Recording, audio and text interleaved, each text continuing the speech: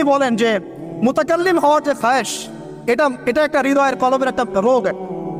মুতাকাল্লিম হওয়ার যে খায়েশ মানুষের মধ্যে থাকে যে আমাকে সব বিষয়ে কথা বলতে হবে, এটা অন্তরের একটা রোগের নাম। তো এটা যদি একটা ইবাদত হয় তাহলে সিরাতের সুন্নতে আসতে হবে, আমরা এগ্রিত। ঠিক আছে। এখন দ্বিতীয় কথা হচ্ছে 3 নম্বর শর্তটা আরো ডেঞ্জারাস, সেটা হচ্ছে রিজিক হালাল হতে হবে। রিজিক, এই জায়গায় সবাই একটু ফিকির করেন, দেখেন একটু আপনারা আপনাদের রিজিকগুলোকে দেখেন যে কতজনের রিজিক 100% হালাল আছে। এগুলো আমাদের কিন্তু প্র্যাকটিক্যাল কথা, আমরা কিছু খালি তাত্ত্বিক কথা বলে চলে যাবো এমন না, প্র্যাকটিক্যালি ইমপ্লিমেন্টটা বেশি জরুরি এখন। আমি খুবই স্বপ্ন দেখছি, আমরা সবাই স্বপ্ন দেখছি যে আপনাদেরকে দিয়ে হবে ইনশাআল্লাহ। কারণ এই জেনারেশন করে দেখিয়েছে, এবং তারা আমাদেরকে দেখিয়েছে কোন ভাষায় কথা বললে কাজ হয়।